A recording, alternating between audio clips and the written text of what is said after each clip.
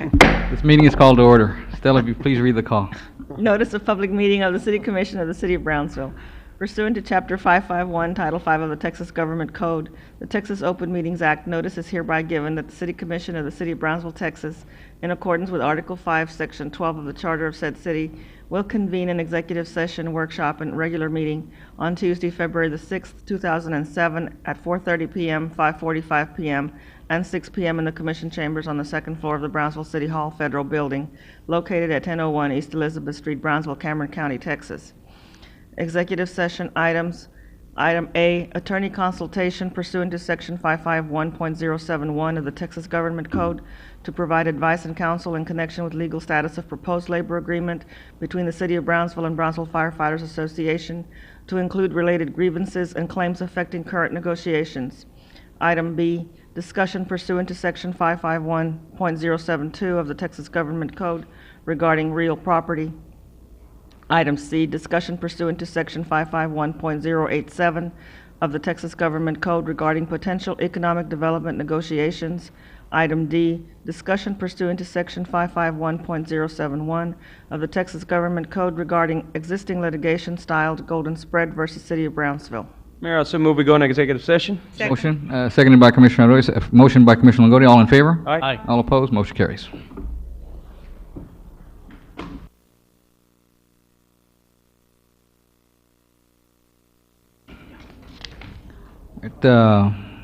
Stella, workshop item? Workshop item A, discussion regarding the proposed creation of an economic development corporation pursuant to Section 379A of the Texas Government Code. Mayor, members of the City Commission, not only are we out of time, but I probably need additional time as well to prepare an adequate presentation, but only to just mention to you briefly that city staff was given a copy of a petition and asked to review it. The idea behind the petition would be if sufficient signatures are gathered up, then voters would ask that a ballot item be placed, which would involve the creation of a different type or a new economic development corporation. It's not possible to even consider that in the May upcoming election, but it's just an issue that I wanted you all to be aware of and to just simply just advise you that petition If you could and that just process. be sure you provide us some information I will. on this, Jim, before, whenever you bring it up again, or it's brought up again. I will, sir. Thank you. All right. All right, then our regular meeting is now called to order. We have some very special people with us this evening. From Skinner Elementary, we have the principal, Mr. Kim Moore. Where are you, Mr. Moore?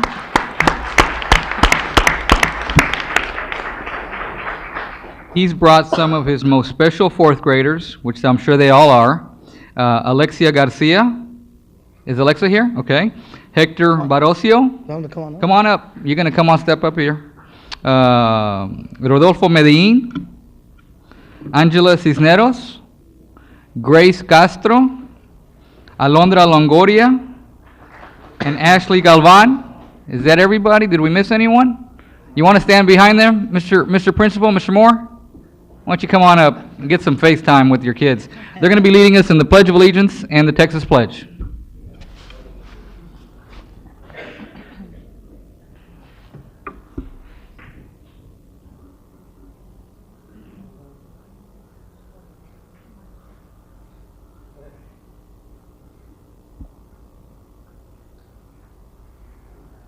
I pledge allegiance to the flag of the United States of America and to the republic for which it stands, one nation, under God, indivisible, for liberty and justice for all. Pledge to the Texas flag. Honor the Texas flag. I pledge allegiance to thee, Texas one and indivisible.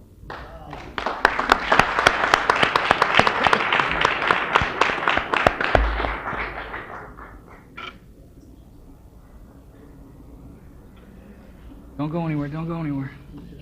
Go ahead and start passing them out.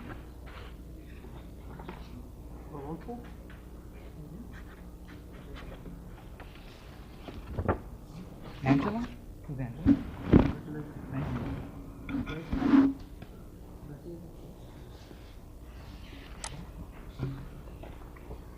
Hector?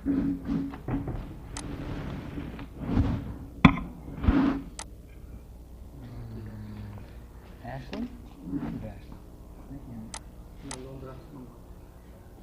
Thank you, Londra. Remain standing, please.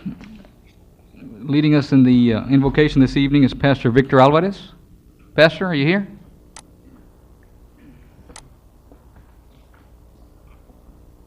No? Is Father Jerry here? Larry's here. Father Larry? Anyone, no fighting, please.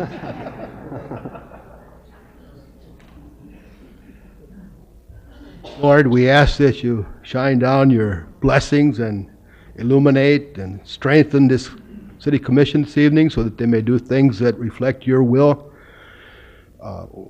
We pray for our city. May things work well, and may our people all have a chance and opportunity to do well in life and have opportunities and grow. We ask all these blessings. Amen. Thank you, Father. All right. Our first proclamation, Mr. Robert Campos, Commissioner Camarillo.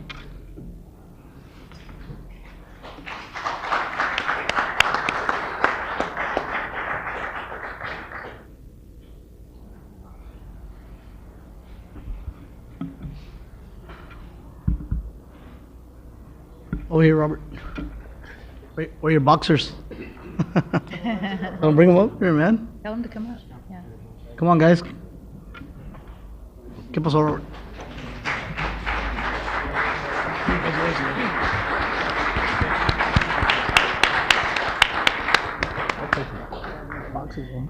A proclamation of City Commission of Brownsville, Texas, honoring Robert Campos for his dedication to boxing and to our city's youth. Whereas Robert Campos, a native son of Brownsville, began his lifelong love affair with the manly art of self-defense at the Brownsville Boys and Girls Club as a 10-year-old boy in 1977. And whereas between 1977 and 1988, as an amateur boxer, Robert Campos compiled a record of 110 wins and 18 losses, was a two-time junior Olympic champion and three-time Golden Gloves champion, and in 1984 was selected as the Boxer of the Year at the Brownsville Boys and Girls Club, and at the next year was chosen Athlete of the Year at the club. And whereas throughout the intervening years, Robert Campos has trained and worked with youthful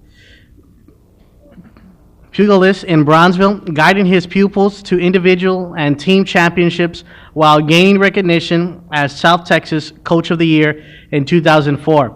And continuing to train boxers who have themselves compiled inviolable records in the ring. And whereas, in particular, Robert Campos trained championship boxers Sergio Perales, Jerry Guevara, Gilbert Guevara, and is currently training and managing the WBC's junior welterweight Continental American champion Emmanuel Augustus. And whereas Robert Campos continues to give his time and energy coaching the city's at-risk youth at the Brownsville Boys and Girls Club.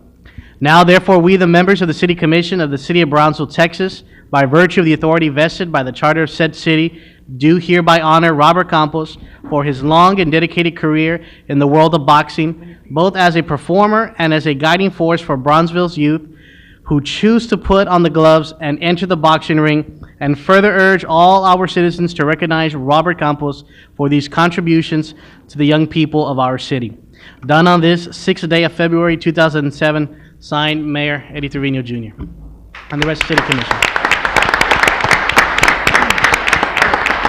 You can say a few words, Robert. You can step to the mic and say a few words. We know you're a man of few words, but a man of action. Okay. I would like to take this opportunity to thank you for honoring me. What can I say? I'm very proud to be from Brownsville.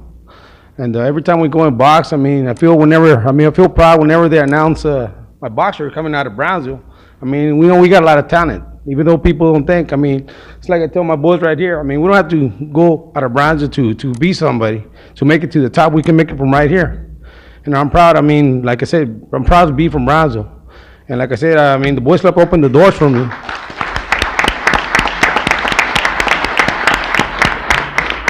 know, the the Boys Club opened the doors for me back then when I was 10 years old, and like I said, I fought all the way to about 89 as an amateur, and then turned pro, 89 to 96, then I retired. But I got to travel a lot. I even fought the world champion in 93. I didn't win. I hope I would have, but I didn't. But at least, I fought somebody that was, world champion. And I got to travel all over the places. Now it's my turn. When I retired, I came back. And I said I have to give back, what the Boys Club gave to me. I still had to return something back. Once I retired, I went back and give to the kids. And I've been there ever since then. I have a good, successful team right now. I'm hoping, these kids got a lot of opportunity, a lot of potential. I know that one of these kids is going to become world champions. And it's going to be from Brownsville. That's the thing that I'm proud of. Here we go. And thank you. Thank you very much. And I'm very proud. Thank you for everything you do for the children here. Robert, let Yeah, me I'm tell trying- you, let me tell you something. Brownsville is proud of you. Thank you. And I'm proud of Brownsville too. I mean, every time, like I said, I hear that night, when they announce it from Brownsville, I feel good. I feel very proud, because I'm from here. I mean, I want to put Brownsville on the map. I want everybody to know where Brownsville is at. You have. You have. Thank you. I really Thank thank you. you from my bottom of my heart. Thank you very much. Thank you. Keep up the great work and good luck with the kids.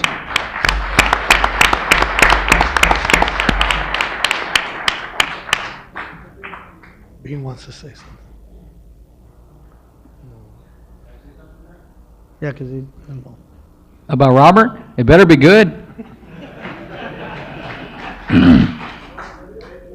He needs to be a director. The ex-director. Mayor, commissioners, got goosebumps right now. I'm going to tell you why. I was working at the Boys and Girls Club that year, and I was outside in the front porch of the Boys and Girls Club on Tyler Street when I saw this huge dump truck just come and park in front of the doors. And I go, hey, Bean, what's going on? I don't know. It's a huge dump truck.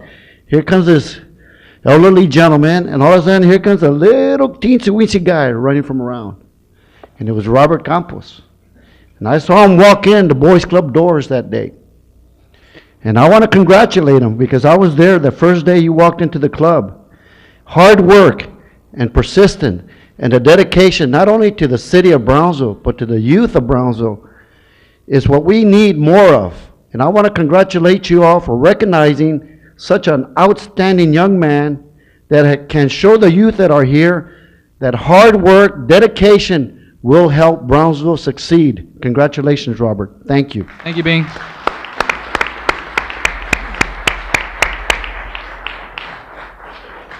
All right, we have a very special, before I forget, I don't know if I mentioned this, but those special kids that led us in the Pledge of Allegiance this evening were fourth graders from Skinner Elementary. I don't know if I said what school they were from, but anyway, we're proud and thank you for being here with us tonight, kids. Our next presentation is a very, very special one, 2007 Charo Days. Charlie, is that why that gentleman over there is dressed He might be. so dapper? Or both of them? I've only seen one, so. Came back that way from Mexico City. This is a special treat for us. Didn't change. He hasn't changed. Oh, Mike.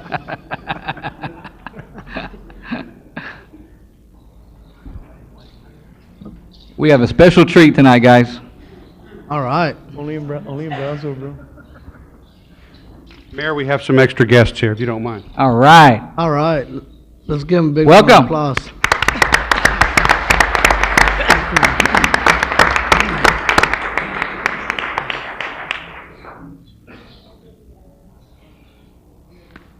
There's only 4. I got a mount I can lend him. Mayor, before I begin, I'd like to introduce the young people with us. We have from Longoria Elementary, as you can read there, everybody, I'm sure. Jose Cantu. Jose, there you go, raise your hand. Irish Cantu, there's Irish. Joanna Navarro, there you go, thank you. Jasmine or Jasmine Flores, there you go. And Merari Silva, he's right there, and Miguel Angel Ponce. Right. Thank you for coming, kids. Honorable Mayor and Commissioners, we come to you today to share with you the pride that is associated with the unveiling of the Charo Days, the annual Charo Days poster. My name is Mike Gonzalez, and I'm President and CEO of the Brownsville Convention and Visitors Bureau, and with me today are Michael Garza. Where are you? He's the president of Charo Days, Inc. We have Michael Puckett, who is the Executive Director of Charo Days. We have Letty Fernandez, who's a board member of Charo Days. And our artist and principal in Breeden McCumber Advertising Agency, Don Breeden. As you know, Mr. Mayor, we work very hard to promote Brownsville as a tourist destination, and I'm going to tell you, I'd like to veer a little bit from our presentation to say that it's young men like Mr. Campos and enthusiasm like that that is better than any ad or brochure or anything, and I'd like to thank you for all you do to promote Brownsville wherever you go.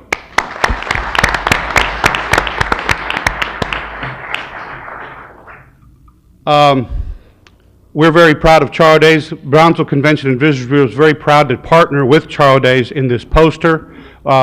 It is an idea that has been, you know, we have these posters in Mexico City, in the ambassador's home. We have them in Austin, in the governor's mansion, and they've gone all over the world. And we're very proud of the work that this poster does to promote the celebration of our history, our tradition, our culture here in Brownsville. And that's why I'm interested, because it's things like that separate us from the rest of the world and make us special.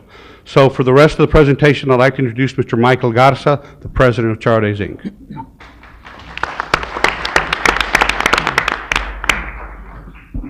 Good evening, Honorable Mayor, Commissioners.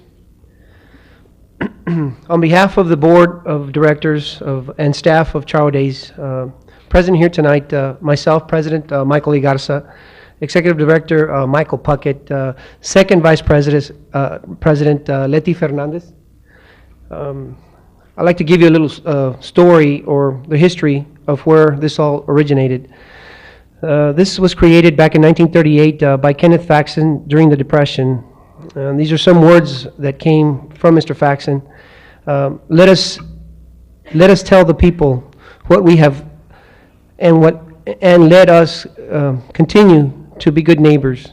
Here are two nations represented by Brownsville and Matamoros, a mingling of two cultures. Let us have a fiesta and tell others what we have to offer. And here we are, 70 years later, as a community still remaining true to our founder's vision. And for that, I thank the city and all the community. The poster here tonight is one more way to help create an awareness of the Brownsville's culture and tradition that we celebrate. Danza del Venado. This ritual dance is celebrated by the Yaquis and the Mayans Indians in the Mexican states of Sinaloa and Sonora. The dance of the deer is a dramatization of the hunting of the deer dating back to the pre-Hispanic times. At this time, I'd like to introduce the artist chosen to create this poster, Mr. Don Breeden.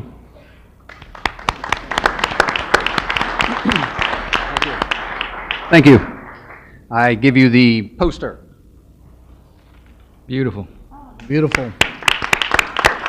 Whoa, whoa, whoa! Nice save. It's indeed an honor to be here in front of you tonight and to be able to present this poster to you. This is the 8th one that I've produced and drawn and illustrated. Very happy. And as we go through this every year, it's always a struggle of what do we put in this that represents Brownsville and represents Charo Days. And it's not so much the significance of the dance, but the significance of the kids, like the kids that are here tonight, because those are an integral part of Charo Days, and they always will be. And I think it's great to highlight the children and to show you what Brownsville has to offer. This is the future citizens or future leaders of Brownsville in front of us today. So we need to thank them too for being part of it. Absolutely.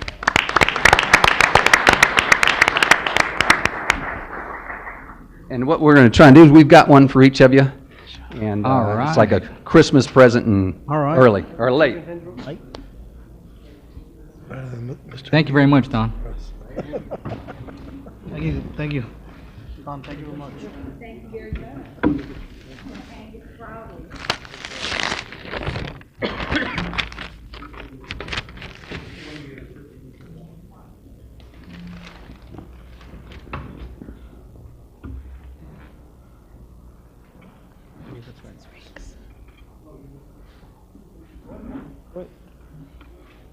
behind it. Done.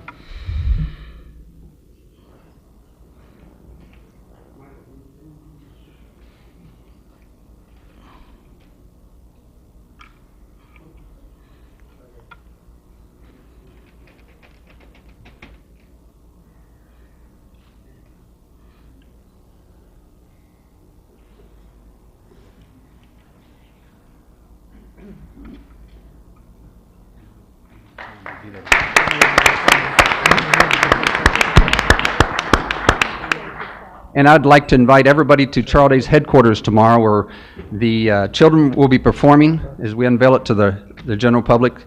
And I will be there signing posters, and I think Charles Day's has indicated anybody wants to come by will get a poster. At 10 o'clock, what? Free poster. Yeah, at 10 o'clock tomorrow morning at Charles Day's headquarters. Thank you very much, Donnie. Thank you. If I may, Mayor and Commissioners, I'd like to mention the activities that we'll be having during our festivities this year, 2007. Sunday, February 18th, this is an event for all the community. It's called Baile del Sol. It's held at the headquarters on 455 East Elizabeth. We'll be closing streets 4th and 5th. Yeah. And this is free to the public. We'll have live bands. The event starts at 12 and will terminate at 6 p.m. We'll have live music, street dance, food, entertainment. We'll have a grito contest, children costume contest, flour tortilla taco eating contest. Music will be provided, Los Últimos Cuatro, Los Mujicas, Grupo Sensación, Los Tamalipecos, and Los Económicos. That is the 18th. This is the first Sunday of February, and again, it's free to the public. We'll invite all the public to come out and enjoy this. We'll have our next event on the 22nd, and this is the best day for you guys because that's when the carnival comes in. Again, this is the first day of our carnival. That day we'll also have at 2:30 p.m. the BISD Youth Parade downtown, and that again starts at 2:30. At 6 p.m. to 11 p.m. we'll have Noche de Fiestas Variety Night, and this is a dance with food that will be sponsored by La Mexicana restaurant out of Brownsville, a new restaurant here in town. This will also have Mariachi Continental. The dance will start at 8:30 and will go on to 11. Music provided that night will be Noe Pro and his band. And tickets are available at our headquarters at 455 East Elizabeth. Friday, February 23rd, at 6 p.m., we have the Illuminated Night Parade, and that's always fun. You'll see all the floats lit up and the bands out there marching. Hopefully we get good weather that night. Then at 9 p.m., we have the Charo Days Baile Ranchero, and that starts at 9 and will go on to 1. That night we'll have Rubén Vela, the Tejano Boys, and Los Dos Gilbertos, and also we'll have music by Mariachi Continental. Again, tickets are available at our headquarters at 4th and Elizabeth. Saturday, the 24th, we'll have at 1 p.m. will be the start of our Grand International Parade. At 7:30, we'll have a fireworks display at the UTB at TSC iTech campus. Again, guys, this is free to the public. You can come out there, enjoy the carnival, fireworks show, and you just have a lot of fun. Again, this is at 7:30 on the 24th of February, the Saturday. At 9 p.m., we'll have the Charo Days dance, and that dance will have Jaime de Anda Los Chamacos. That dance will start at 9 and go to 1, and again, Mariachi Continental will be helping us out that night. And again, tickets are available at our headquarters on 4th and Elizabeth. We invite the public and all the commissioners, mayor, and their families to join us at these dances and have fun at all our events. And again, thank you very much. Thank you, Mike. Thank you, Mike. Thank you, kids. Are they going to perform, Mike? Tomorrow. Mañana. Oh, tomorrow. Okay. Mañana. Everybody's invited, Mayor, tomorrow at 10, and the children will perform tomorrow. Excellent. Thank you. Can I take my book? Thank you, Mike. Bring your own book. Mike. BYOB. You can bring Don? your own book. All right, Employee of the Month, Charlie Cavler. Employee of the month, Charlie Cavler. I'm not the employee. Okay. Mark. The employee of the decade. Mayor, members of the commission, please help me welcome our employee of the month Who is she? Very well deserved. for February, Jessica Garcia. All right. All right, Jessica.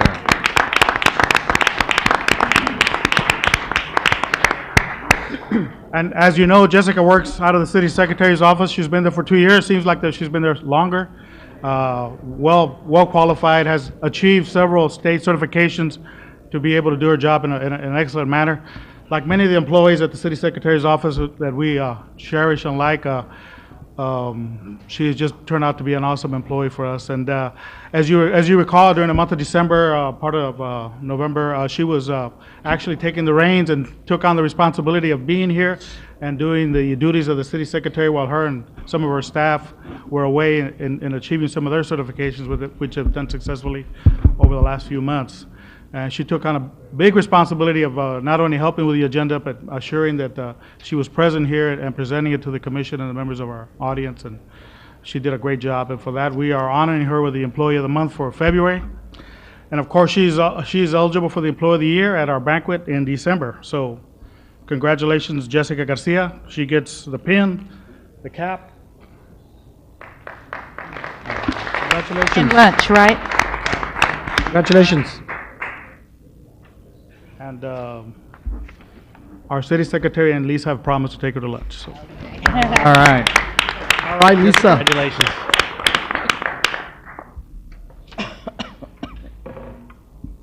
Just want to say thank you to everybody and the opportunities that I've been given. I really want to thank my my coworkers and my my supervisors, Estela, and everyone in my department, and I appreciate the way, like I said, the opportunities that I've been given, and thank you very much. Thank you. Keep for up the great everything work, you Jessica. Item 3. Item 3, consent agenda items A through I. do. So moved to approve. Motion to approve by Right. Commissioner, I'm sorry, Longoria. Commissioner Longoria. Second. Seconded by Commissioner Cisneros. All in favor? Aye. All opposed, motion carries. Next item. Item 4, consideration and action to appoint or reappoint one member to the Airport Advisory Board. Where's Larry Brown? Okay. Larry, I've got a nomination to make. Before I do that, please, on behalf of this entire city commission, express our thanks and our gratitude and our appreciation to Mayor Vickers for serving so long on our Airport Advisory Board. My nomination this evening is for Luis Buenrostro. Second. Seconded by Commissioner Cisneros. All in favor? Aye. All opposed? Motion carries. Thank you very much. Item 5. Item 5, public hearing and action on first reading of ordinance number 2007-983AA concerning Chapter 102 of the Code of Ordinances entitled Utilities, and which provides for electric, water, and wastewater service rates and charges and conditions of services, amending certain sections of Chapter 102 to adjust the water and wastewater rates to certain classes of customers which revenue neutral to existing water revenues and wastewater revenues, and providing a severability clause and effective date. Mayor, members of the City Commission, this governing body undertook to lower the water and wastewater rates for certain classes of the lower income and consumers who consumed less, and to still maintain a revenue neutral rate scheme, and that has been accomplished. The PUB board passed a resolution in order for us to bring to you tonight the proposed ordinance, which would accomplish this commission's goal of reducing the water and wastewater rates to lower income and lower consuming families, and at the same time retaining or remaining a revenue neutral schedule. Members of the PUB board, or rather of the staff, are here. If there's any explanation needed, the ordinance has been prepared and passed in the form of a resolution by their board, and it meets all the criteria that this commission set out. Are there any questions? I'd just like to see what was the final breakdown. Yeah. And there is a presentation. Leandro, are you going to do I should that? warn you, there's a presentation prepared if you'd like to. But it's going to be a short presentation, right? Cut to the short numbers. Get Yeah, to the just meat and potatoes. The rate. Mayor, Commissioners, I'm Leandro Garcia, Chief Financial Officer for Brownsville PUB, and I will make it short. Briefly, the objectives, to recap, were to provide the residential rate relief on the water and wastewater customers by adjusting our class rates, maintaining a revenue neutral plan, meeting compliance with our bond covenants, and finding acceptance by the rating agencies. We underwent an internal study, held a workshop, joint workshop, PUB and commission workshop, had attorney review, bond counsel for any issues there concerning our bond covenants. Our financial advisor has reviewed the plan and found it acceptable, so has our consultant, our customer service consultant. We did have board action on January 15th, approving the plan, and we are seeking commission action today. What the plan entails is an 8% reduction. If you recall, we have our water rate structure encompasses 4 blocks, 0 to 3,000, 3,000, 9,000, 9,000 to 16,000, and over 16,000. What we've accomplished here, or what we're requesting here, is a reduction to the first 2 blocks by 8%, and to be offset by an increase to the third and fourth block by 10%. And then, if you recall, in order to accomplish this and maintain a revenue neutral plan, we had a shortfall of about 400,000 that we needed to recover from either the upper blocks or the residentials. And what we've done here is spread that recovery to the top 2 blocks by 10% and 7% to non-residential users, which are commercial users. On the wastewater, we initially had been asked to provide a 5% decrease, which was consistent with the increase back in October 2005. What we have had the board approve was an 8% reduction to users or wastewater flows less than 7,000. What we've done here is also restructured the blocks here. We currently have a 0 to 20,000 and over 20,000. And what we're proposing is to have an 8% decrease for 7,000 and below users, and then maintain the current rate for 7,000 and over. This will also accomplish a revenue neutral result, also taking into consideration that we're removing a cap. We currently have a 20,000 gallon cap, and our proposal is to remove it and to achieve the revenue neutral plan. That's pretty much the essence of the proposal, the rate decreases and adjustments to the upper classes. Any questions? Any question from the commission? One question, Leandro. The service charge, that doesn't change, right? I'm sorry? Service charge that's excluded, that doesn't change at all? That does not change. All right, this is a public hearing. I'll move to close public hearing. Second. Hold on. All right, motion to close by Commissioner Arroyo, seconded by Commissioner Camarillo. All in favor? Aye. All opposed? Motion carries. Action. I'll move to approve. Motion to approve by Commissioner Arroyo, seconded by Commissioner Cisneros. All in favor? Aye. All opposed? Motion carries. Just want to say one thing real quick. This is just the first step in dropping these rates. We got to get people thinking a different way. It's not always having to raise rates, raise taxes. We just got to start thinking different and shuffling the numbers to where the people that really need the relief get it. And I appreciate y'all working to get this done. Thank you. Thank you, Commissioner. Item 6. Item 6, public hearing and action on first reading of ordinance number 2007-1220-I, amending the City of Brownsville Code of Ordinances, Chapter 2, Administration, Article 5, Finance, Division 2, Fees. Good evening, Mayor, Commissioners. We're bringing this item to you to amend our fees on our ordinance, primarily for our office when we deal with birth records and overnight fees. We decided to change the overnight from 10 to 15 with out-of-state fees, and in-state as $10, since we started to see an increase in requests the past couple of months. We also decided to do some changes on copy charges and personnel charges. We decided to match what the Attorney General's office is charging, so we can be compliant in that sense. If it's 10 and 15, It's 10 in state.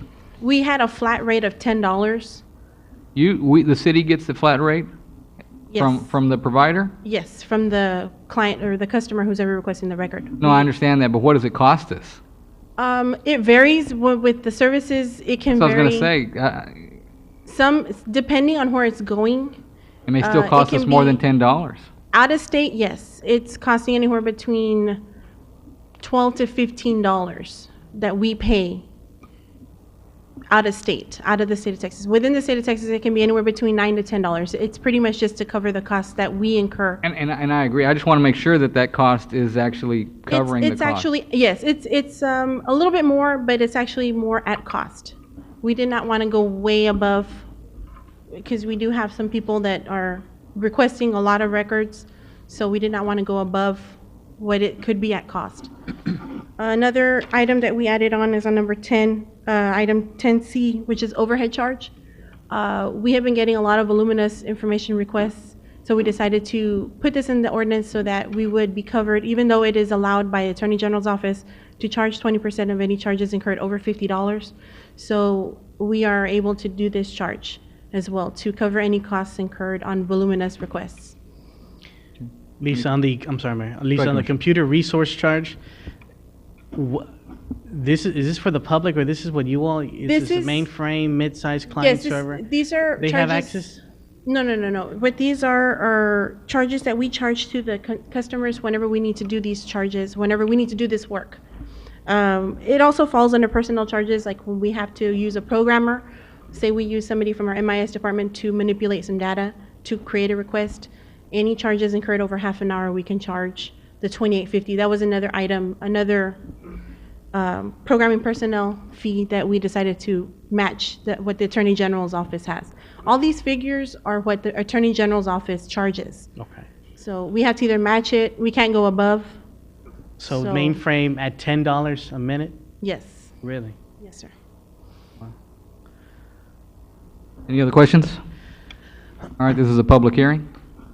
Motion to close? Motion to close by Commissioner Camarillo. Second. Seconded by Commissioner Longoria. All in favor? Aye. All opposed, motion carries. Action. Move to approve. Motion approved by Commissioner Longoria, seconded by Commissioner Camarillo. All in favor? Aye. All opposed, motion carries. Thank you, Lisa. Item 7. Item 7, public hearing and action on first reading of ordinance number 2007-235.69, amending the text of the city zoning ordinance by modifying the required distance for wet stores. Honorable Mayor and City Commission, tonight, through this public hearing and first reading of this ordinance, we're proposing to amend the convenience store, the wet zone, or the wet stores distances for parks and dwellings, residential dwellings. Before, as you can see on the screen on that chart, Oh, it yeah. says none. So, so there will be no distance requirements for a convenience wet store from a park or a dwelling. Right now, it's 1,000 feet. And we're amending the ordinance to have no distance requirements, which will streamline the process for wet stores to be situated in neighborhoods. Let me ask this question, Ben. You've got 200, and that's, I'm assuming it's supposed That's to for be... school and church. What's that supposed to be, feet? Feet. Well, you ought to put feet.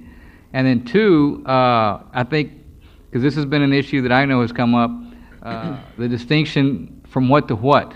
Is it property line to property line, or is it building to building? Property line to property line. Well, I know, but that's, since you want to amend it, this might be the opportunity for you to clarify that. We could add those clarifications, yes, Mayor. We'll make that part of the first reading. And then what about the grandfather issue? The grandfather issue for a... The existing ones, in case there's a church goes in where there's already a convenience store or alcohol sales. No. As you say, it would be grandfathered in. The facilities that are there currently would remain there. And if anyone moves to that location or moves within that range. I just think that it'd be cleaner. I remember this issue coming up many years ago, so. Okay, we can. I don't know, Jim, if you don't think it's necessary, then, but maybe you ought to look at it. I don't know how we could prevent someone else from moving within that distance. I mean, we can't limit all the other types of commercial enterprise outside a certain distance of existing businesses. All right. That's the problem that I see with it. Okay. Anything else, Ben? Public hearing. All right, this is a public hearing. Move to close. Motion closed by Commissioner Arroyo, seconded by Commissioner Camarillo. All in favor? Aye. All opposed? Motion carries. Action. Move to approve. Motion to approve by Commissioner Arroyo, seconded by Commissioner Longoria. All in favor? Aye. All opposed? Motion carries. Next item. Item 8, public hearing and action on first reading of ordinance number 235-2006-608-CU, amending the text of the city zoning ordinance by allowing a conditional use permit of the sale of on-premise alcohol for Lot 1 of commercial subdivision located at 9670 Anaqua Street. Can we get the map on the screen? In this particular case, Mayor, this is a proposed convenience store, I believe it's Circle K. The store is already under construction, but in this particular case, of course, they would like to sell beer and wine. The Planning and Zoning Commission voted to recommend this application to you. All right, this is a public hearing. Move to close. Motion to close by Commissioner Arroyo, seconded by Commissioner Camarillo. All in favor? Aye. All opposed? Motion carries. Action. Move to approve. Motion to approve by Commissioner Arroyo, Second. seconded by Commissioner Camarillo. All in favor? Aye. All opposed? Motion carries. Thank you. Item 9. Item 9, public hearing and action to authorize Mr. Alfredo Sanchez to transfer his motor cab license and taxi on a 1997 Ford Windstar from Valley Taxi to American Taxi. Mayor, members of the City Commission, good evening. Mr. Alfredo Sanchez is requesting to transfer his motor cab license and taxi on a 1997 Ford Windstar from Valley Taxi to American Taxi. This does not affect any of the permits, and it does not increase any of the permits. This is a public hearing. So move to close. Motion closed by Commissioner Nettles, Second. seconded by Commissioner Longoria. All in favor? Aye. All opposed? Motion carries. Action. Move to approve. Motion to approve by Commissioner Nettles, Second. seconded by Commissioner Longoria. All in favor? Aye. All opposed? Motion carries. Thank you. Well done, Chief. Thank you, sir. Item 10. Item 10, public hearing and action to authorize the issuance of a new taxi cab permit to Mr. Francisco Santibáñez on a 2001 Ford Escape, which will be operating for Valley Taxi. Requesting to table this item for the next meeting. So move to table. Motion to table by Commissioner Nettles, seconded by Commissioner Camarillo. All in favor? Aye. All opposed? Motion carries. Item 11. Item 11, consideration and action to adopt Budget Amendment Resolution Number 2007-004 to amend the general fund by $330,000, which will include $70,000 for the fee on the economic impact study, $60,000 to the non-bonded debt service fund for prior year lease purchase payments for 2 street department trucks, trailers, and $1.5 million to the airport fund for operations that includes the purchase of a fire truck with foaming capabilities, and also to amend the land fee tipping fee increase fund budget by $286,000, which will provide a cash transfer of $100,000 to the non-bonded debt service for prior year lease payments on a Caterpillar scraper and tractor, and $186,000 for the purchase of a front-end loader and a 4x4 pickup for the city's landfill. Honorable Mayor, members of the City Commission, I'd just like to make a correction on, instead of 330, it's 130. 70 plus 60 is 30 instead of 330. The total general fund amendment is $1,630,000, which includes $70,000 for the economic impact study fee, $60,000 that we need to transfer to the non-bonded debt, and $1.5 million to the airport. Now, let me explain to you about the airport.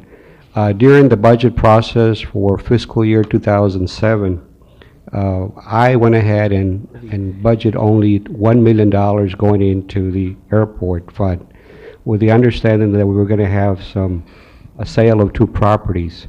I want to do the budget amendment now in case we don't sell those properties by the end of the fiscal year. So we won't come to you later part of the year and asking for a huge amount of $1.5 million. But if you look at the history of the transfers from the general fund to the airport, it's running around $2 million a year as a cash subsidy. Right now, we only have $1 billion. We want to increase it to $1.5 million. So we recommend that you approve this budget amendments. Obviously, with the addition of this budget amendment, that's going to lower our fund balance to approximately a reserve account of about 16%. All right, any other questions? We'll still be okay even though you're at that 16%? We still have the, which we do not have, right, we don't have the collective bargaining for fire department yet in place, so that may lower it to 50, depends on what the agreement is. But right now, we're about 16.5%. All right. Move to approve. Motion to approve by Commissioner Longoria. Second. Seconded by Commissioner Arroyo. All in favor? Aye. All opposed? Motion carries. Thank you, Pete. Item 12. Item 12, consideration and action to acknowledge the Finance Director's financial statements and cash investment report for the City of Brownsville for the first quarter ending December 31st, 2006.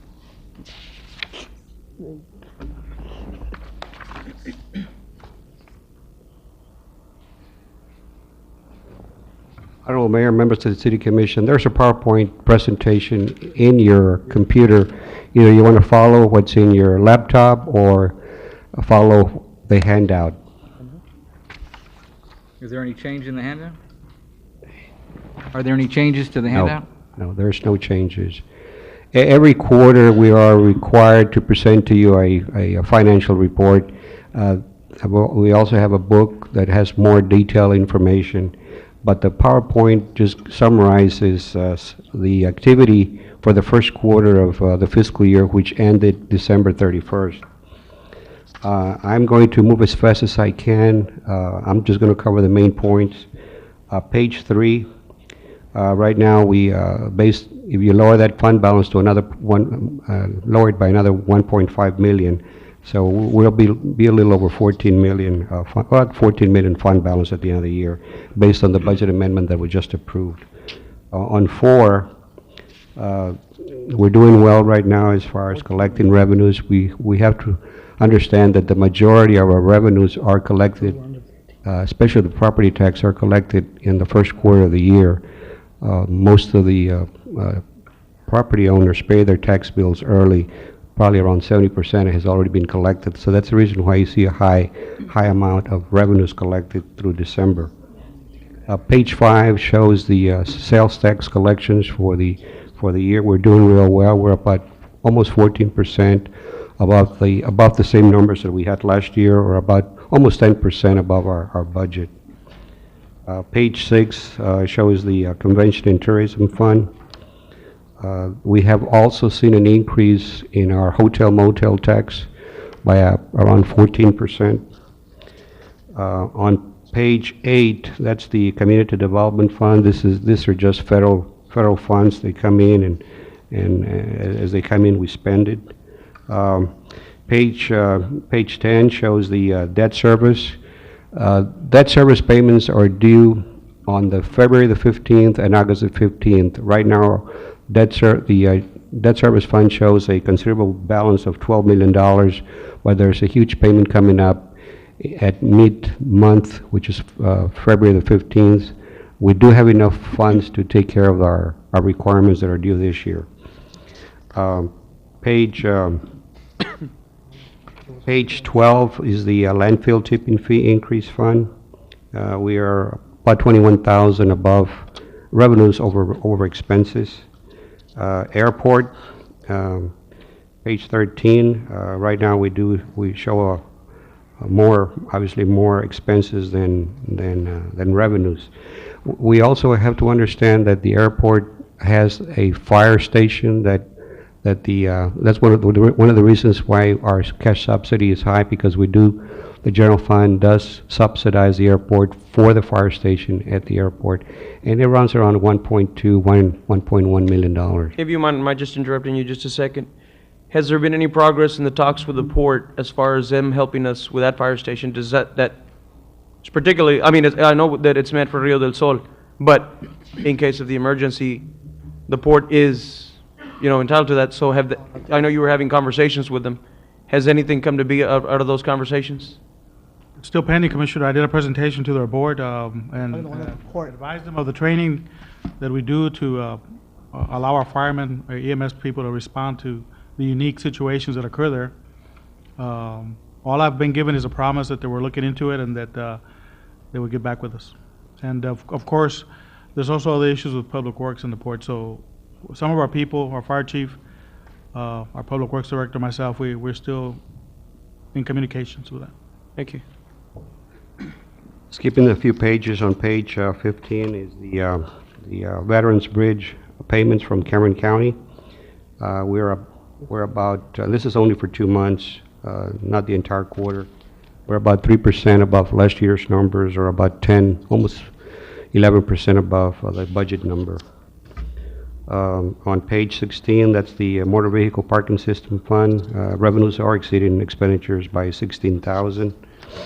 The page 17, bus, we have a loss of 878,996. Of that, half of it is picked up by the Federal Transportation Administration, and the rest is made up of local funds. Page 18 is the golf course.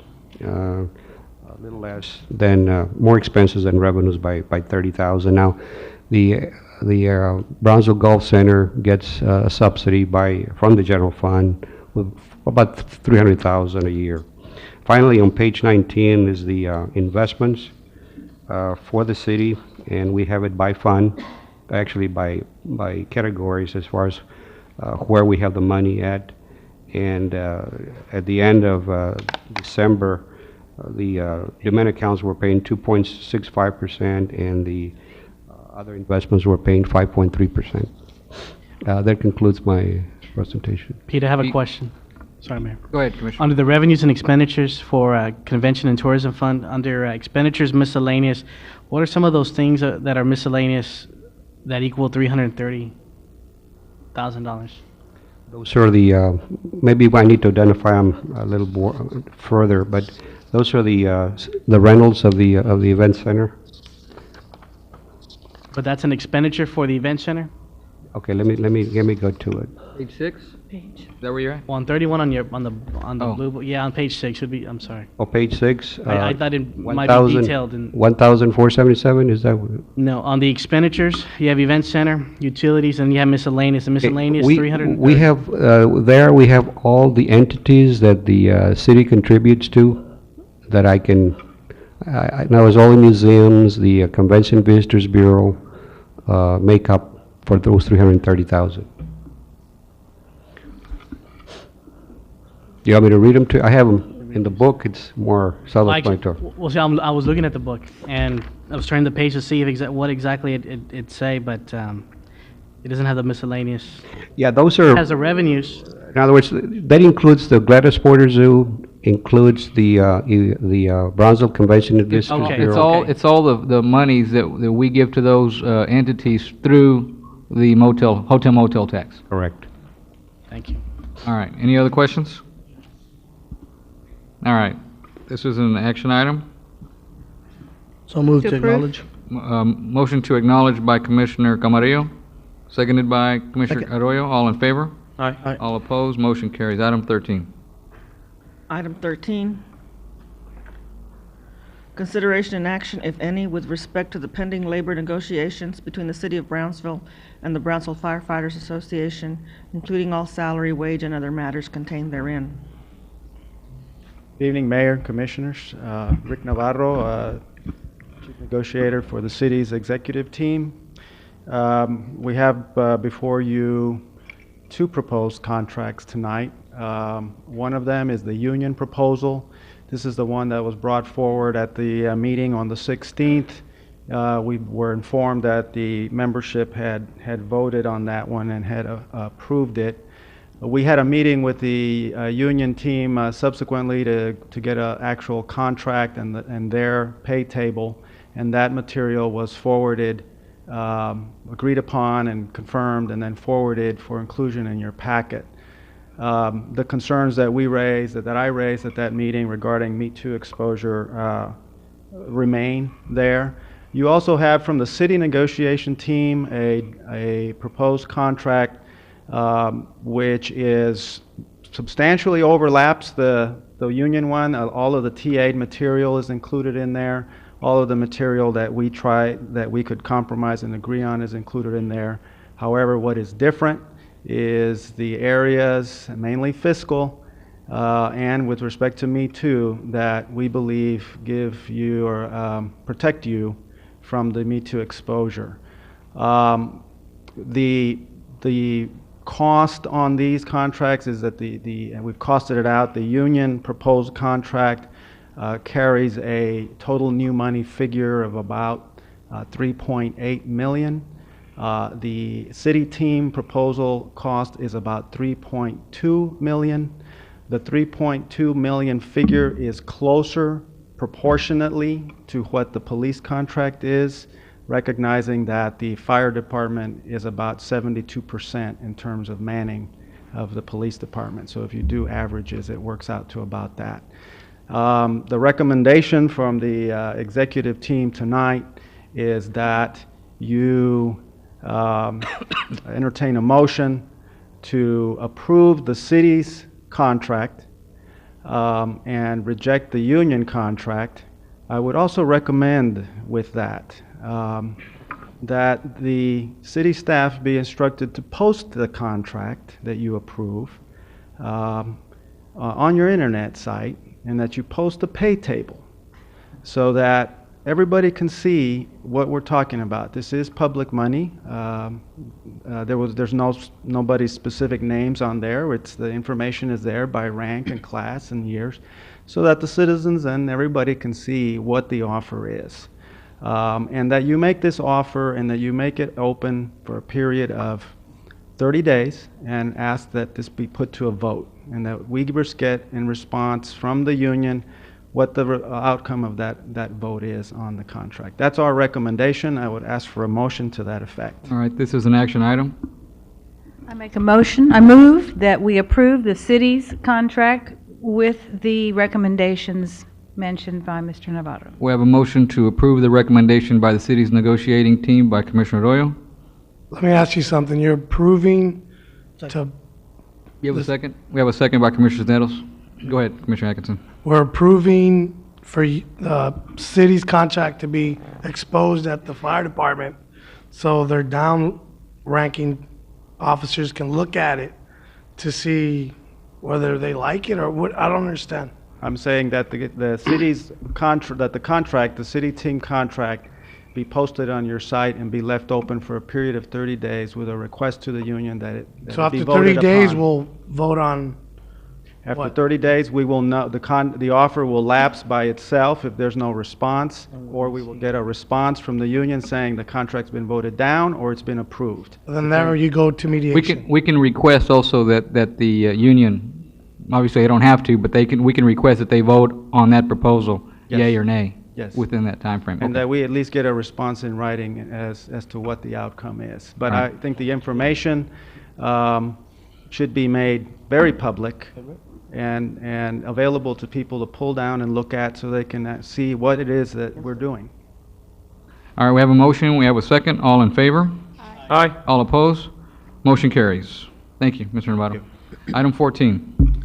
Item 14, consideration and action regarding the closure of East Elizabeth Street between East 4th and East 6th, Sunday, February the 18th, 2007, between the hours of 8 a.m. to 7 p.m. for the Baile del Sol activities. So move to approve. Second. Motion to approve by Commissioner Nettles, seconded by Commissioner Longoria. All in favor? Aye. All opposed? Motion carries. Next item. Item 15, consideration and action regarding the use of city streets at the end of Palm Boulevard at the intersection of Mexico Boulevard in the former Amigo Land area for the 70th Annual Char Days 20th Century Rides Ask the chief Carnival. if he could provide the name of the individual who slammed the door on the way out. I'd like to know who it is. What? What is it? The individual who slammed the door on the way out. Item 15, consideration and action regarding the use of city streets at the end of Palm Boulevard at the intersection of Mexico Boulevard in the former Amigo Land area for the 70th Annual Char Days 20th Century Rides Carnival from February 19th through March the 6th, 2007 for carnival equipment parking. This is the same request annually asked for the Char Days festivities. So move to approve. Second. Motion to approve by Commissioner Nettles, seconded by Commissioner, Me. Longoria. All in favor? Aye. All opposed, motion carries. Item 16, consideration and action on resolution number 2007-007 to call for a general municipal election to be held on May 12, 2007, and to authorize the posting of notice of election. Evening, Mayor, Commissioners. We are asking you to approve this resolution to call the election for May the 12th this year, 2007, and also to approve the notice that we have posted in your packets. If you'd like, I can go over the notice. So, I just want to go over the early voting sites. What are they? early voting sites, we have 4 early voting sites, which is Christ the King Church, the Cameron County Courthouse, which is by law, we need to Right, have mandatory. it there. Christ the library. King, the library, Library. and the Christ the King Church, and Mary Rose Cardenas at the UTB Center, to be All 4 districts are, Yes, they're represented. Right.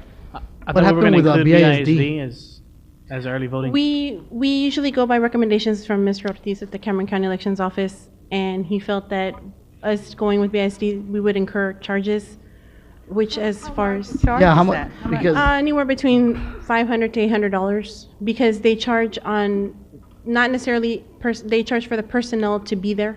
the way I see it, I think that that's a location that we've had we've always had. Right. If- People are used to going to vote there. I Right. think we need to have all those prior locations, We the can ones we've always change- had, and At add the it to library. university. wait. At the- Yeah, And we add don't, it to university. we don't want to Add delete. part. We No, don't not want- delete. Right. No. The we same can add- ones, we I can thought- have Is it five- $800 a day? Yeah, yes, a day, approximately, So- depend, because we don't know how many people they're gonna put there. They don't let us know until after the election, because we need to Which is have, more accessible. And we're for talking about Saturday, which is a non-working day. non-working day for custodial. For them to open the lobby there building. area and be there So you're talking and about- close at the end of the If day. we approve this today, until when can we add the additional sites? Yeah. And the We would probably have until the next Yeah, meeting. nothing We gets need to decide at least by the Yes, next meeting, at at the least. latest. Mayor, anyway, I think also the early voting is not 2 weeks, it's 1 week, correct? Yeah, so then 30th that through- minimizes. It's only gonna be that 1 should week this decrease the year? cost. It's, Remember this also, the May school the district's not having an election. exactly, we are incurring That's why the we're full incurring the, yeah. charge. Right, we're not sharing this election with anybody. This is gonna be all charged to the city. I have some questions on that. Does the school district ever use city facilities during elections? That's a very good That's a point, good question, Sally. Commissioner. I mean, the university is not charging us. They are our new site, Right. if you will. And they're not charging us, yet there's always been a mutual understanding when BISD needs us, we're there for them. We use And the now all of library. a sudden, there's charges. We're not in the business of charging anybody. I think Commissioner Arroyo and Longoria are absolutely correct. I don't think it's the right message with regards to this particular issue, and I think that, what I'm saying is that I think we should go with your recommendation. You guys can look into, let them know our concerns, that if they're willing to address them in the sense of work with us, not charge us, I think we can have a special meeting to add them as a site, but absent that, I don't. We still have a little bit of time before the That's what I'm next saying, meeting. yeah. If we do Lisa need to and call- Estela, we always look out for our budget. Right. Okay, that's why I'm surprised. We try to keep the costs We always down. try to keep the Right. costs down because was- as it is, it's getting even more expensive That every was the year. other reason why we only decided on 16 voting day sites. We did this already in one election in 2005, and it worked very well. And we're kind of hoping that by doing this, we're going to keep costs down for holding the Yeah, elections. we also have to consider that BISD voting site is one of the largest Yeah. One of the- heavily I understand. used It voting is- sites in the city. course. It is the largest, Commissioner. And with the I think- traffic situation right now on the expressways of all times, I think it's almost imperative Well- that we use this. Then would you, well, You can add it. We can add it. It's if not you a- want. that's what if we, not- what if, can add what it. if we add it Why don't we now, add and it then and then we and talk then if to we them don't get it worked out, we can Trustees delete over it? there. Could we I do just- that? Yeah, we can add it on. No, we can add it right now, We can and do it then with delete it. corrections. Yes, we can do it with corrections. We can fix the resolution to show BISD. That's not a problem. You can approve it with corrections, adding them on, so that what we like to do is go ahead and post this and get it to the county as soon as possible, so that this way they can start And we'll doing. you'll talk to the board members over there? We can talk to the county and we can talk to the board Para to la see. Pampa. We'll go with Mr. Ortiz to see if we can meet with whoever they have in charge of their elections, or who we need to talk to over there. The other question I had, Lisa, was, since it's the second Saturday, I assume this is the uniform date that the Texas state- election has provided? Yes, sir. It's That's been like this for interesting. the past 2 years now, That's that they've interesting. decided to do the second Saturday of the month. All right, this is an action item. Mayor, I'll make the motion to approve adding BISD. All right, to the- motion the to list. approve adding BISD, no- seconded at by no Commissioner charge. Arroyo, At no charge, yes. Yeah. Hopefully. and seconded by Commissioner Arroyo. All in favor? Aye. All opposed? Thank you. Motion carries. Thank you, Lisa. Item Thank you, Mayor, 17. Commissioner. What? I'm sorry? I said thank you very much. Oh, you're welcome, very much. Item Item 17. 17, consideration and action on resolution number 2007-005 to express support of the Texas Department of Transportation's request to realign FM 803 and requesting control, jurisdiction, and maintenance of the former segment of FM 803 from FM 511 north, a distance of 1.75 miles. Honorable Mayor, Commissioners, TxDOT is proposing to realign FM 803 as part of the expressway and 511 project. So there's a portion that's going to they're going to abandon, which will become a city street, and this resolution is just, for the city to accept it. Move to approve. Second. Motion to approve by Commissioner Atkinson, seconded by Commissioner Camarillo. All in favor? Aye. All opposed? Motion carries. Item 18. Item 18, consideration and action on the revised master development agreement for the reinvestment zone, TERS number 2, between the City of Brownsville and University Park Development Limited. Honorable Mayor, I request this item be tabled tonight, and I'll present it at the next meeting with the first project of TERS number 2. Could you take back a comment to this committee? I was under my understanding that a comment that was made to me was that now all of a sudden they were asking for a city contribution of over or close to $1.6 million? That the city would have to come in with a $1.6 million? Over time, over the next 20 years. Was that agreed upon? Yes. And that's through acquisition of land for parks. That was agreed upon with the board in 2005. I'm sorry, Commissioner. What was? I'm sorry, I had never been aware that we were supposed to be a contributing entity to this TERS. As purchasing of land for park development. For park development. But isn't that something that the TERS would have voluntarily given up for? Not this, well, it can, but not this particular TERS. That's part of the contribution. But that's what I would like to, that's another good point why to table this, because I will present that with the first project of TERS number 2 in order to brief you again and bring you, present it again so you know what all the. Ben, I was one of the people that was in favor of this TERS. Yes. But I am not particularly too keen to being a contributing entity as a city commissioner on the city commission, to being contributed to land where people will be seen to some extent some sort of a benefit, and that yet we still have to come in and produce a park. May I offer a partial explanation, Mayor? At the time the project agreement was reached, the city had retained approximately 50 acres for park or whatever other type of development. And we were required under the original agreement, which was reached sometime back, to in turn pay approximately $1.6 million or so for that private land which we were acquiring. And that was part of the original agreement at the time it was done some years The back. purpose of the TERS was to enhance that area.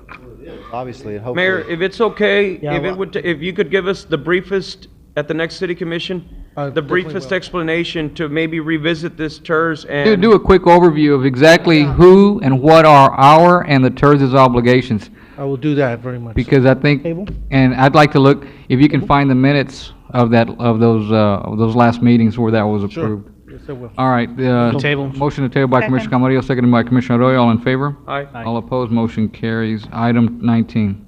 Item 19, consideration and action on resolution number 2007-006 to authorize the continuation of a $4.50 passenger facility charge at the Brownsville South Padre Island International Airport. Mayor and City Commissioners, the City Commission is asked to consider an act to pass this resolution, which will continue the current passenger facility charge rate of $4.50 per passenger at the airport. So move to approve. You're asking to continue at 450? Same. That's correct. Same. Second. Motion How approved by, yeah, go ahead. Mr. Brown, for how long were we going to do this? For a year, 10 years? Well, right now, the federal limitation on passenger facility charge will remain at $4.50. So basically, we're doing what we're allowed to do. Okay. If the rate regulation changes, we'd probably come back to you and talk about it at that time. What this also does, allows for the city manager to sign an application to the FAA so that we're able to receive passenger facility charge funds in the future. And that's worth about $2,507,032 over a period of about the next 4 years. Will that be applied to lower the subsidy that the city currently pays for the airport? No, this is only allowed to be used as the match for capital improvement projects on the airfield inside the fence, like runways, taxiways, things of that An nature. impact fee? Pardon? No, not an impact. Bring that word up. I think somebody motioned, Move to approve. Commissioner Camarillo motion to approve, Second. seconded by Commissioner, I made the don't- motion. after Okay, they after. did. With Cisneros and Madam. Longoria. All in favor? Aye. All opposed, motion carries. Item 20. Thank you. Are you gonna do Item those 20, actions? consideration and action to authorize approval of final payment and release of retainage to close out the general aviation infrastructure project. Mayor, members of the commission, as you may recall, there is a project that we've now completed that built 2 hangar pad sites south of the control tower at the airport. Those 2 hangar pad sites are designed to accommodate the construction of 2 hangars, which would replace 2 hangars at both ends of the terminal, which have been demolished, okay, because of their condition and so on and so forth. That project is now finished. Was not an easy project to do, but we have finished it now. So staff, as well as HNTB, who are represented here this evening, our project engineers, recommend that City Commission approve this and allow the closeout. Be happy to address any questions. Are there any questions? So move to approve. Motion to approve by Commissioner Nettles. Second. Seconded by Commissioner Camarillo. All in favor? Aye. All opposed, motion carries. Item 21. Item 21, consideration and action to authorize change order number 1 and to release retainage and final payment for runway 13R- through 31L asphalt rejuvenation and pavement marking project. This project is also concluded. I would note to you, this project was funded by the city of Brownsville through some earlier bond issues. And what that did is provide a type of improvement to the main runway that will allow the asphalt to last longer, okay? It's a form of pavement management, if you would. And so I think it's particularly significant that the city of Brownsville paid for this project. And Do we it- get some kind of credit for this with regards to any other matching issues on other projects, or not really? Well, this is just a separate project by the city of Brownsville. I understand, funded some but time ago. can we But utilize it as what some we kind of a do match? In the final report, the final financial report we send to the FAA, we note the fact that the city of Brownsville made this contribution to its airport. All right. So in the bottom line total, it adds up. All right, this is an action item. Move to approve. Motion approved by Commissioner Arroyo. Second. Seconded by Commissioner Camarillo. All in favor? Aye. All opposed, motion carries. Item 22. Item 22, consideration and action to authorize change order number 3 to the terminal ramp expansion phase 3 project. The city commission is asked to approve this. What this does is represents to you a final cost associated with this, where we took down the 2 hangar buildings, and the photographs illustrate both before and after. What was done is the area underneath those buildings, after they removed, was improved so that it's possible to take, for example, aircraft and park aircraft on that area. That is in turn in preparation for a potential expansion of the terminal in the future when the need so dictates, such as additional airlines to the airport and additional need for the federal inspection station to be expanded. Very Staff good. recommends approval. This is an action item. I'll move. Motion to approve by Commissioner Longoria. Second. Seconded by Commissioner Nettles. All in favor? Aye. All opposed, motion carries. Item 23. Item 23, consideration and action to accept the 2004 CIP street drainage contract number 4 project and to release retainage and final payment to G&T Paving Incorporated. Carlos, He's not ready. no bathroom breaks. Come on. Mayor, Commissioners, this is a approval of some of street project, the CIPC project. The work has been completed and accepted. Recommend approval. Carlos, what were the change orders for? Oh, utility work. It was mainly PUB stuff, and we added some extra streets to that. I think we did French on here. But I thought French was covered under the existing. Yeah, but we just have to document it still. But the monies were, according to And what? we didn't go over on our budget. The overages is all utility work. I understand that. Uh-huh. But it's still a change order. Yes. And It's just it's the final change order to justify all the quantities, but we did not go over the original contract price, in other words. On our On our portion. part. We stayed within our budget. Okay. This is an action item. Would approve. Motion to approve by Commissioner Camarillo. Second. Seconded by Commissioner Arroyo. All in favor? Aye. All opposed? Motion carries. Last, don't leave it. Quick question, since I have you up here. I just want to, can you please call Arnold Cortez with TxDOT? Yes. When you're heading north on the expressway, they already finished that little area off when you take the 802 exit. Mm-hmm. And right on top of the expressway, it's very unlevel. They left it unleveled. Like, one side of the street is higher than the other, and everybody's Okay. hitting their. I'll mention, I'm meeting with him tomorrow, I'll mention that to him. Please, if they can go Mayor, repair that. Could I just ask another question? Sure. So they're up here. Exactly. There's a lot of discrepancies on this expressway. Mm-hmm. Is there an open ear? Is there somebody that'll listen to us and to our concerns about it? Or will we be knocking on a? No. They have been receptive when we Yes. pointed out the issues. Now, some of them have been solved what I would call very temporarily. And when we work on one, or when we move them from one, guess what happens? They move them from another spot, and then we got problems over there. That's a dilemma that we've been facing. But no, we've got issues. They've been receptive, and they've tried to address them as quickly as Every possible. month we meet at the MPOs and we bring up these concerns and. Please, just make a note of that, because a lot of cars, a lot of tires are getting damaged, and I've gotten a lot of phone calls on that. Okay? Okay, yes, sir. Thank you, sir. Thank you, Carlos. Next item. Item 24, consideration and action to award a contract for community development block grant for street pavement improvements for East Drive and Cross Drive. Honorable Mayor, Commissioners, at the request of our Engineering Director, Carlos Lastra, and Planning Director, Ben Medina, Purchasing Department solicited formal sealed bids for this project. These bids were opened on Thursday, January the 11th, 2007. A total of 3 bids were received and tabulated by the project's consulting engineer, John Clint of Ambiotech Group. On January 12th, the project consulting engineer submitted his recommendation letter and revised tabulation sheet to the Purchasing Department.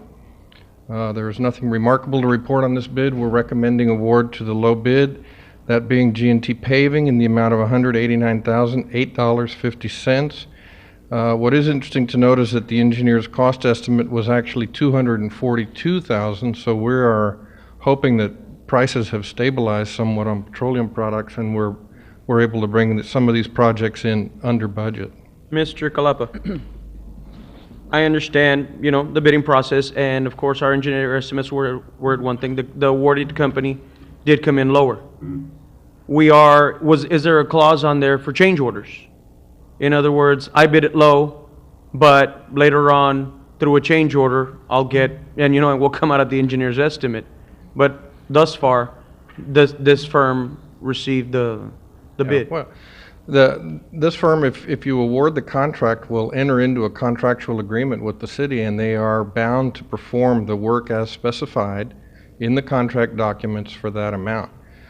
Typically, a change order is something that's either driven by the owner or, in street construction, something that is unknown at the time, and when they open the street, they find something. Typically, it's in utility work. So the answer to your question is a change order would and should come before this body for approval.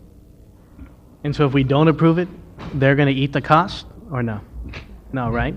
Let's just say, well, for argument's sake, we come back and they tell us, you know what? 24. It's impossible to do it at this price. They're bound by the contract. They're bound by contract. They're bound by contract, and we have a performance bond to protect our interest in that regard. I have not seen that occur. Let me something not relating to the subject, but something that I would like for our viewing audience to understand. I've seen it a lot, especially in the southmost area, while they've been working on these types of contracts. a lot of these subdivisions were built 30 years ago, 40 years ago. And back in the times where maybe engineering wasn't out there as much as they should be, or the contractors that built these subdivisions didn't really take to heart. What I've been seeing a lot out on the streets is that they tell you that a certain utility is supposed to be 18 inches to 2 feet underground, and yet they're right under the curb. That's what's been holding up a lot of our projects when these types of firms go out and work, is that utilities aren't where they are supposed to be. And because of that, once these gentlemen start scraping and pulling off, all of a sudden they're pulling out phone lines, they're pulling out gas lines, they're pulling out all kinds of services, because back in the day, you know, some of these streets haven't been addressed, haven't been worked on, you know, in the last 20 years.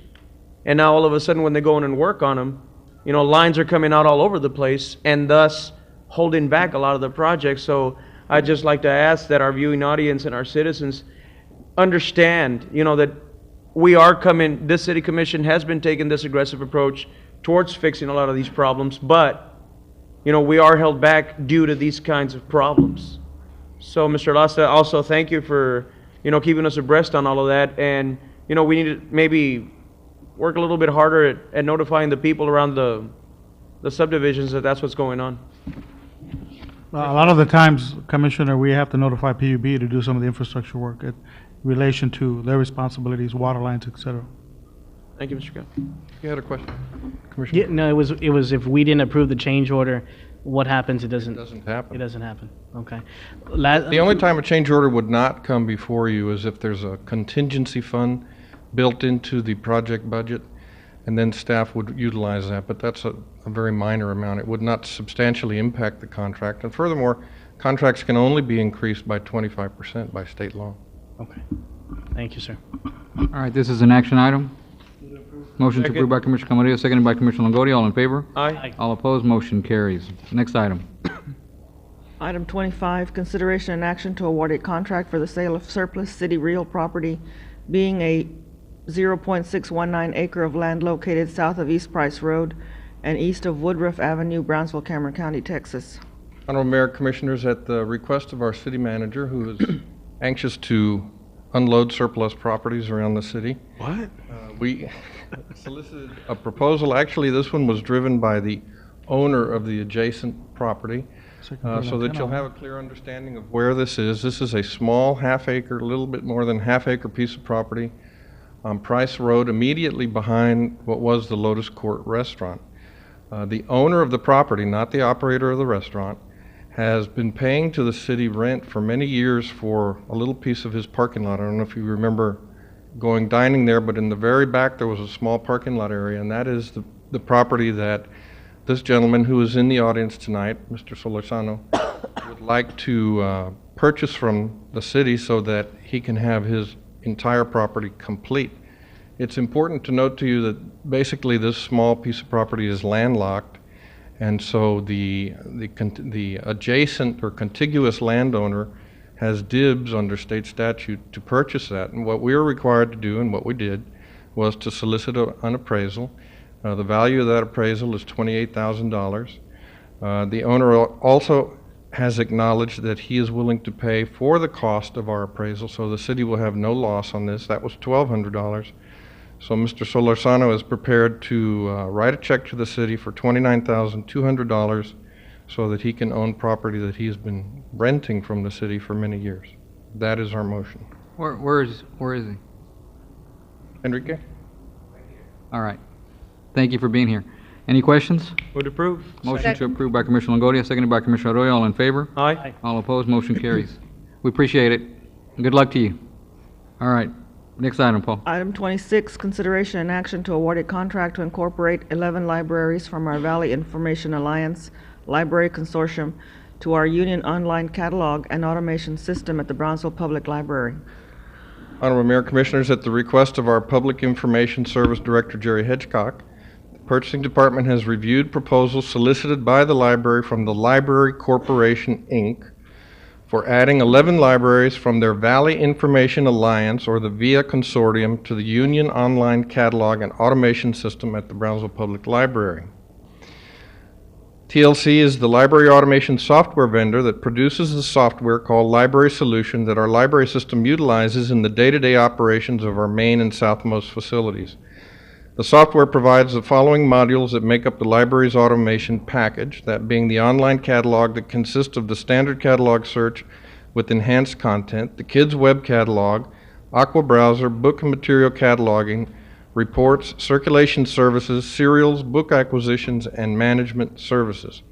TLC produces and markets their software directly, making that a proprietary piece of software. The quoted software, data preparation, training, and support will provide integrated library management services for the VIA member libraries. This is a captive service. We recommend that you award this contract to the Library Corporation for adding 11 libraries from the Valley Information Alliance Library Consortium to the Union Online Catalog and Automation System, Brownsville Public Library, in the amount of $163,839. It is very important to note that there is no cost to the city. The VIA Alliance has contributed 100% of the funding for this procurement. Move to approve. Motion to approve by Commissioner Atkinson. Second. Seconded by Commissioner Arroyo. All in favor? Anybody? Aye. Thank you. All opposed? Motion carries.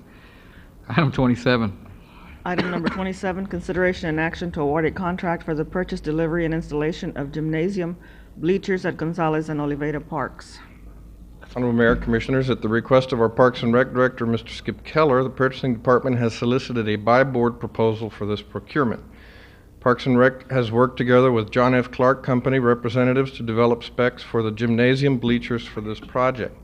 The project consists of purchase, delivery, and installation of gymnasium bleachers at Oliveda Park and Gonzalez Park gyms. The John F. Clark Company is the by-board awarded contractor for these types of gymnasium bleachers, and the by-board quote is attached for your consideration. Our recommendation is consideration and action to award a contract for the purchase, delivery, installation of gymnasium bleachers at Gonzalez and Oliveda Parks to John F. Clark Company, Inc. of Dallas, Texas, in the amount of $63,788. These are by-board contract prices, and funding is in place. What are they doing with the ones that are there right now? Or what are they going to do with them? They're not there. I don't know that they have them. I think Skip should answer. At Oliveda? Last time I checked, there. after they did the flooring, they weren't in there. They're at The old- Gonzalez. They're tearing it up and keeping the boards because he's gonna use them for another project. That's what I'm, that's, They're in that's, storage. Here, the wood in those old bleachers is outstanding, so we've saved all the wood. that's what I wanted to make sure that it wasn't just being discarded. Skip. Okay. Skip. All right. The Gonzalez Park gym, is that being utilized by Boys Club? Yes. Okay, is Boys Club not contributing to this? Because they are, or how's the contract working that they're using the gym? They were using their club, Olivera and Gonzalez. That's been a contractual agreement with them for years. Mhm. They've reduced themselves to just using Gonzalez gym. But they don't pay or help us in any financial way, no. They've been in there ever since I've been here, and, we're still trying to help them out. And I don't think we asked Where for, are we going with the boys club? well, we're working on that. So, Well, that's another item we can. right, yeah. I mean, I Can't get really too don't far want to get afield. into that right now. It's It's another where they're deal. going. It's not where we're Yeah. going. We've taken over the Boys and Girls Club downtown unit, where Robert is doing his boxing, for example. You know what, it wouldn't be a bad idea, I think, to have a short workshop to give an update on that, since there has been a lot of attention paid on that. Let's get rid of this item. This is an action item on the bleachers. Would approve. Motion to approve by Commissioner Camarillo, seconded by Commissioner Longoria. All in favor? Aye. All opposed, motion carries. Item 28. Item 28, consideration and action to award a contract for construction manager at risk for design consultation and consultation services for the Public Works fueling facility. Ivan is going to present the majority of this item. Honorable Mayor, members of the Commission, good evening. As an update, the City of Brownsville intends to construct a fueling facility at Public Works Service Center on Coffeeport Road. $345,000 in COs were set aside for this project during fiscal '06. The engineering firm of Ambiotech Environmental Group was contracted to develop interim plans pursuant to the development of final plans through completion of construction via a construction manager at risk process.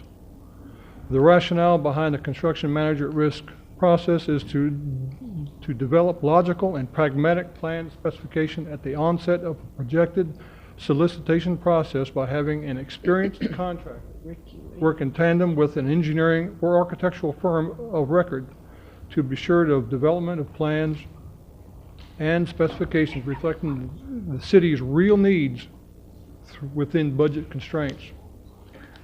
Project milestones were accomplished as follows. The legal advertisement appeared in the Brownsville Herald one time on Sunday, June the 4th, '06, and posted to the city's website.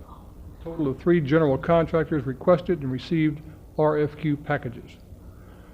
3 acknowledgments were subsequently received confirming participation: RMT Incorporated, Terry Ray Construction, and Roth Construction.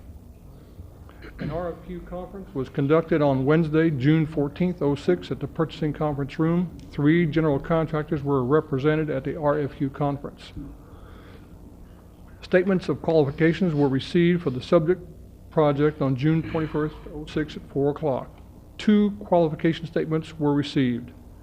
SOQs were acknowledged by the purchasing department. Submitting firms were Terry Ray Construction and Roth Construction.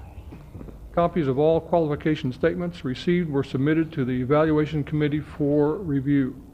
A pre-proposal conference was held on September 13th, '06. Proposals were received on September 29th, '06 and were distributed to the evaluation committee. Evaluations were performed and submitted by the committee members, and tabulation was created. As a result of this process, Terry Ray Construction, Inc. was selected as the highest ranked firm. Subsequent to the evaluation process, Terry Ray Construction, Inc. was notified that their proposal had been accepted by the evaluation committee for construction contract negotiation.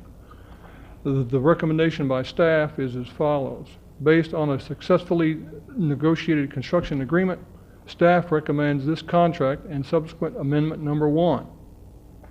The recommendation is based upon pre-construction phase fee of $5,000 to be followed by construction phase fee percentage of 10% and not to exceed general conditions costs of 10% based on a current net budget limitation of $276,775. Total construction duration is 90 days. Funding for this procurement will be derived as follows: 06 COs in the amount of $345,000. This is an action item. Move to approve. Motion to approve by Commissioner Roy, seconded by Commissioner Camarillo. All in favor? Aye. All opposed? Motion carries. Item 29. Item 20. I'd just like to point out, if I could briefly, that this is a departure for us in the way we're doing construction. We're using this particular methodology on this project, which is relatively small. We feel that we can deliver a very cost-effective project to the city, and we will be bringing more projects of this nature to you in the future. What is it called again? The Construction manager at risk. Construction manager at risk. All right. Thank you. Item 29, consideration and action to award a contract for the purchase of one heavy-duty wheeled front-end loader for the Public Works Department Landfill Division. Approved. Honorable Mayor and members of the City Commission, at the request of Public Works Director David Ivory, the Purchasing Contracting Department has solicited a buy-board proposal for the subject procurement. Under Section 791.025, Contracts Purchases of the Texas Government Code, the bidding requirement has been satisfied by the TLC Purchasing Cooperative, or buy board. This particular loader will be acquired for landfill division, replacing a 1995 CAT asset number 415643 wheeled front-end loader in need of engine and operator cab replacements. This new loader is offered by Holt Caterpillar via buy board under contract number 20504. Move to approve. Motion to approve by Commissioner Longoria, seconded by Commissioner Nettles. All in favor? Aye. All opposed? Motion carries. Item 30. Move to approve. Item 30, consideration and action to award a contract for the purchase of one heavy-duty wheeled front-end loader for the Public Works Department Street Maintenance Division. Same thing. Thank. Move to approve. Second. Motion to approve by Commissioner Longoria, seconded by Commissioner Nettles. All in favor? Aye. All opposed? Motion carries. All right. We have This a supplemental agenda, was this posted on time? Yes, sir. Well, how come it wasn't part of the original one? The other agenda was already completed, and we just needed to do... What time did we post the original agenda? Gosh, I don't remember. It was before 5. Actually, it was posted before 5 in hard copy. I don't have an exact time. All right. But it was all posted on Friday. Okay. Is Dr. Barrera here? No, Dr. She's Barrera not is out of Gail town. and... Oh, Gail, you taking care of this? I'm sorry. All right, item 31. Item 31, consideration and action We on... have something in front of us? It was just a supplemental agenda. Where is it? I don't even have it. It was in your... Item 31, consideration and action on resolution number 2007-008 to support the designation of Brownsville as a Preserve America community in order to protect and celebrate our heritage and encourage citizens to experience and appreciate local historic resources through education and heritage tourism programs. Yeah. Hi, this is, the resolution is a two-part item, 31 and 32. You want to do them both at the same time? Do them both together? Sure. Item 32, consideration and action on resolution number 2007-009 to support an application for and authorizing the submittal of a fiscal year 2007 Preserve America Historic Preservation Fund grant application in order to protect and celebrate our heritage and encourage citizens to experience and appreciate local historic resources through education and heritage tourism programs. Honorable Mayor, members of the City Commission, Preserve America is a White House initiative developed in cooperation with the Advisory Council on Historic Preservation in the U.S. Department of Interior, Department of Commerce, Department of Agriculture, and HUD. Primarily, it's to preserve our national heritage. And this is a two-part process. In order to apply for the grant, the City of Brownsville must apply for and receive designation as a Preserve America community. Since the deadline for the grant is February 14th, we're asking for approval on both items and we'll apply for them both concurrently. This is a collaborative effort involving the Brownsville Historic Association, the City of Brownsville, and BCIC. The reason MIS is involved is due to the technology component addressing the city's cemetery security needs. Also, we're working with Ms. Rodriguez to develop online tour guides utilizing GIS. One of the components will be providing this through kiosks in key areas around Brownsville. We'll be utilizing the city's network infrastructure and wireless components that's been provided through the Enterprise Modernization Project, and that's where we're getting the matching funding for this grant application. Very good. Any questions? Move to approve. One question. The Go ahead, kiosk, Commissioner. what will the kiosks have? When visitors walk through downtown, they'll be able to touch some buttons and pull up the history of the building that they're at, as well as have a map of downtown. So we would foresee about 10 kiosks placed around strategic Who's parts paying for of that? downtown. Who's paying for that? That's why they're getting this grant. That's part of the grant. It would be the grant that we're applying for. The matching funds would come through the Brownsville Historical Association's funds that were already approved for the Historic City Cemetery project, as well as the walking tour project. Move to approve, Mayor. Great. Second. All right, motion to approve by Commissioner I have Nettles, one more seconded by question. Commissioner Camarillo. Go ahead, Commissioner Arroyo. And that is in reference to the security at the cemetery. Is that part of this grant as well? We're utilizing those funds that BCIC and the Historical Association These kiosks, they're like video games, but it tells you where to go in Brownsville, where to eat. Okay, this is just an video aside. I received a couple of phone calls in reference to the security lamps at the city cemetery, That's David Ivory. and they were very concerned that the vandals that occasion the city cemetery might just use those lamps, the security cameras, as target practice, or, you know. I believe the lights I don't know, that have been Commissioner, I don't know if you've purchased. seen the scopes for the, David Ivory? I don't know if you've seen the scopes for the new ones. They are bulletproof, right, David? That's what I was going to say. Are they? Okay, well, good. I'll be sure and let them know. It's the same cameras that we're utilizing at the City Plaza. We just put a bullet. Pellet-proof. Right. Okay, fantastic. Thank you. All right, we have a motion to Very approve much. and a second. All in favor? Aye. All opposed? Motion carries. Thank you and good luck. Keep us posted. When do you hope to have a response? We're not sure what the response time on it, but right now, the only Preserve America communities in the valley are McAllen, FAR, and Hidalgo. Okay. Now All right. Brownsville. No public comments? No. All right, this meeting is adjourned. Finally. You and Skip. Funny fact.